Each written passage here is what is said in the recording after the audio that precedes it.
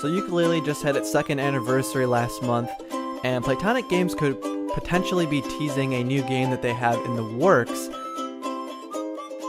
So in the blog post they say, "We know you're eager to hear all about what's next for us, but we aren't ready to violate our NDAs just yet. A few quills could sway us though. You can rest assured that we aren't about to vanish into Moody Maze Marsh without a trace." It makes sense that Yooka Laylee is 2 years old now, so obviously they've been working on something in the meantime. They have been updating Yooka Laylee. We just got the retro Nintendo 64 old school graphics style tonic so that you can play the game in that old school style. So they're going to be releasing a new game here eventually. Makes sense. But it could be coming sooner than we think. Maybe even announced this year. So with this piece of news, I wanted to look back at Yooka Laylee and talk about some of the things that worked, some of the things that didn't work, and where Playtonic Games could go from there. What could they do next?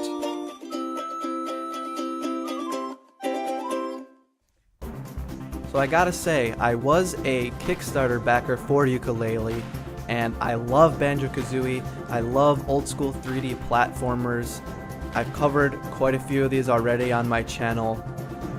So my point here is that I went into this game with really high expectations. I mean, Banjo Kazooie is such a classic game, and this game was meant to be a spiritual successor. That's what Playtonic Games have been saying all along. So in talking about this game, I'm going to make a lot of comparisons to Banjo Kazooie. So let's start breaking down the different aspects of this game that it did well, and some of the things it didn't do well that could be improved upon.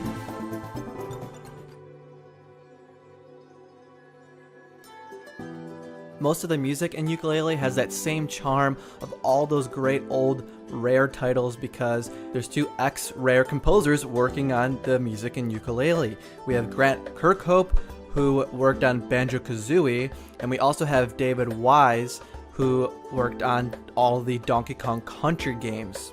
Which Donkey Kong Country Tropical Freeze probably has one of the best soundtracks of all time out of any video game, probably in like my top 5 to be honest. David Wise also worked on Snake Pass, which is a little indie game and only has about 4 or 5 songs, but that soundtrack's pretty good too, so you should check that out as well. But with both of these guys working on the music in this game, most of the music is just as good as those old titles. It's very cheery, happy, uplifting, very quirky, and interesting. I particularly liked the music for all of the minecart races, and also Tropic Trials is probably my favorite song in the game, and unfortunately it's only played in the credits, but that's probably my favorite tune in the game. So the music in this game is really what you would expect from these two composers. And for me, music in the game is very important, and it helps set the atmosphere and tone and helps build the worlds. And unfortunately for me, I was not a huge fan of the worlds in this game. I really did like the idea that in each of the 5 worlds in the game, you could then expand them for more collectibles. However, I would have preferred, instead of doing that, just 5 additional levels because the worlds for me felt way too big and empty. Quills and objects were placed randomly about rather than leading you through the level. Especially in that very first world, Tribal Stack Tropics, once I got down to probably like 10 or 20 quills, it was really hard to find them. And for me, that was a big difference from Banjo Kazooie, where in Banjo Kazooie, the notes that you were collecting really led you through the level. It showed you where you needed to go for different jigsaw pieces or different objectives. But in Yooka Laylee, I didn't feel that way. It felt like the quills were just more placed around randomly, and maybe I'm just bad and I need to get better at finding the collectibles, and even now having played the game quite a bit, I still don't know these levels that well. I get lost all the time and I don't know where I need to go. Not to mention, that hub world for Yooka Laylee was the worst, I think, out of all of them. It was so confusing. It was nice that each level had a sign in the hub world to kind of point you where to go, but it's still really confusing. There's lots of different doorways and loading screens, and for me the hub world just seemed very disconnected. Now, I really did enjoy the aesthetics of each level in terms of just how unique they were. However, the enemies and characters found in all these levels are basically the same, and it makes the worlds feel very generic and boring. And thinking back to Banjo Kazooie, each level or world had specific enemies, specific characters that made you remember those places. And in Yooka Laylee, I can't say the same. Now, this isn't to say that the characters were bad. I actually thought they were really good. But the problem is that those characters are in every single level, and they're not unique to the world. It made the worlds not feel as real. Now, the witty and hilarious banter between these characters definitely offsets some of that. The writing in this game is just as good as all those other old rare titles, that quirky, funny dialogue. And I gotta say, Yooka Laylee as a character is one of the best combo of characters. They are hilarious, they work well together, the moves and everything with them just works. And they're just so random. It's just like Banjo Kazooie, a bear and a bird, right? Doesn't make sense, but it works so well.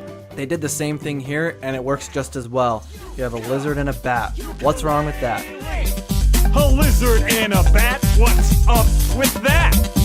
Yooka! Yooka Laylee! Some of the exchanges between Yooka Laylee and Rextro are some of my favorite lines in the entire game. Especially when Yooka and Laylee make fun of Rextro for all his old retro ways.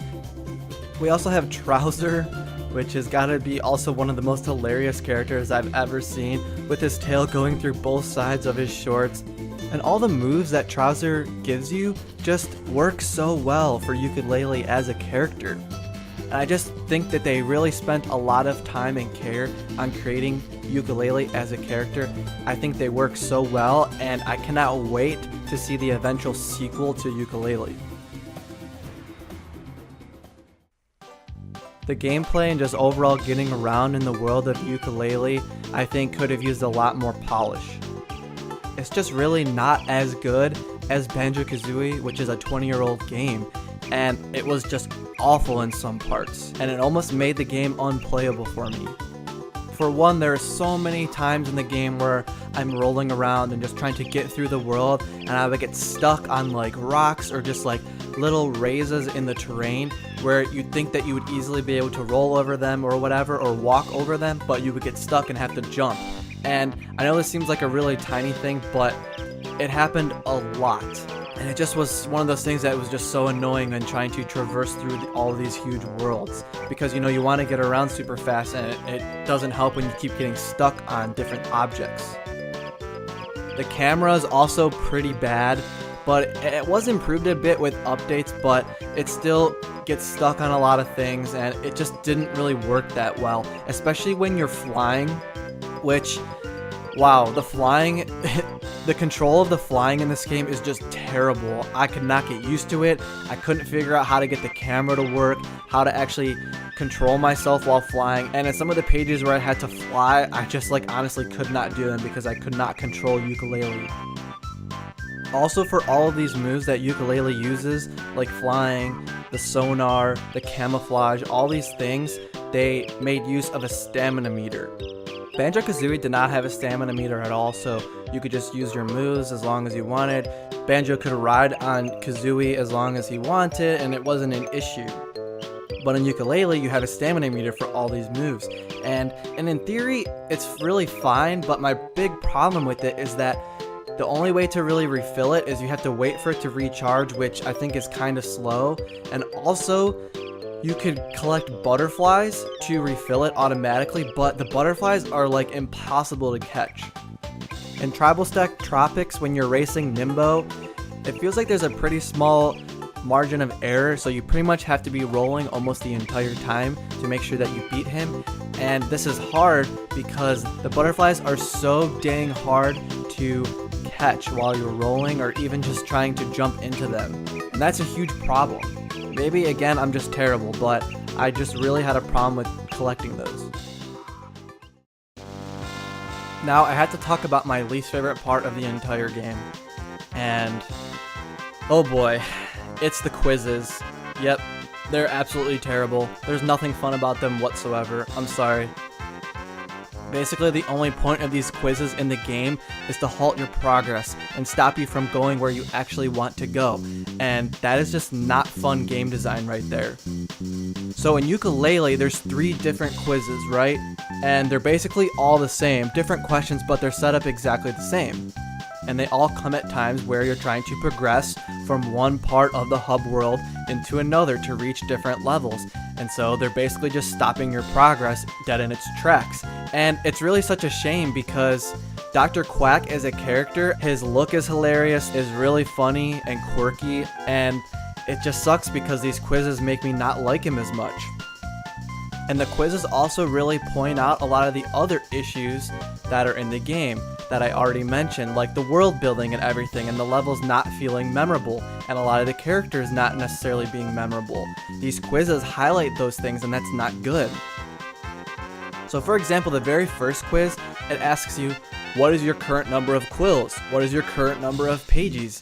What move did you purchase first? It's just not fun. These facts are not fun to remember. Even the questions that ask you where a certain picture was taken, I don't remember where any of these pictures are taken because, like I said, the worlds are so large and the locations are not really that memorable. You're gonna say, oh, but Banjo Kazooie, that had a quiz as well. Well, that quiz was implemented in a much better way. So first of all, in Banjo Kazooie, there's only one quiz. That's it, not 3.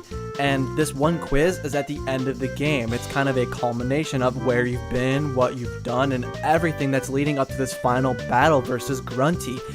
And you're also playing on a real-life game board, so there's that component to it as well.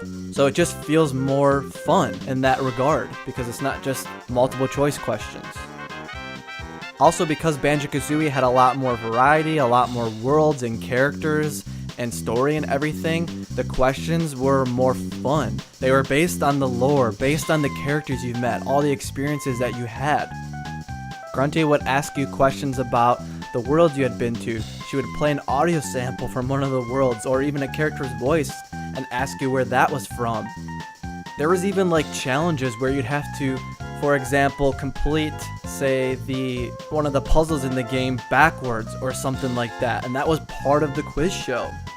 Grunty would even ask you personal questions about her own life, which you would only know had you talked to her sister, where she would give you secrets about Grunty throughout the game. And some of these questions would be, such as, who was Grunty's past boyfriend, or what was the name of her band, or etc. And these were just like funny, quirky facts about herself that made you understand her more as a character and built upon her and the world and everything. So it just made it more fun. So basically this quiz and a lot of other ideas that were used from Banjo in Yooka Laylee were good ideas in theory, but they were just not executed as well as they were in Banjo Kazooie. So where can Playtonic Games go from this? Obviously, like we've talked about, it makes sense that they're obviously working on a new game. And me personally, I hope it's not a Yooka Laylee sequel. I think we can expect a sequel at some point, but I really hope that their next game is going to be something completely new. And I'm fine with it even being a 3D platformer, but if they go along the route of another 3D platformer, what can they do to modernize it? Because a lot of things that were fine in the era of Banjo Kazooie are not fine now. There's been 20 years that have gone by, and they really need to kind of reinvent what a 3D platformer is. And when we have games like A Hat in Time, which is supposedly coming to Switch at some point, and I really want to play that game, so I'm waiting for it. But that game gets a lot of critical acclaim because it modernizes the 3D platformer. I think ultimately, if we don't compare Yooka Laylee to Banjo Kazooie, then it's a perfectly fine game, and I still think it's a good game, but all along from the beginning, this game was meant to be a spiritual successor to Banjo, and so it's almost impossible to talk about one without the other. But I cannot wait to see what Playtonic does next with this momentum, and I want to see a brand new game that isn't tied to something of old. I want them to have full freedom to do anything they want, so I'd prefer if they'd hold off on a Yooka Laylee sequel for now. The studio started very small, and this game was also kickstarted, so it didn't have, a full budget studio behind it. So now that they're a little more established and they have all this money that has come in from Yooka Laylee, I really hope that the next game is a bit more polished. Maybe they could, revamp one of their old Rare games. Maybe they just make a new game in an entirely different genre altogether, something that they haven't tried at all. What do you guys think? What would you personally want to see them do next? But Nintendo's E3 is upon us. I cannot wait to see what is in store for us this year. And I cannot wait to make content talking about E3. So for more videos like this, make sure to like, subscribe, all that stuff. See you in the next video.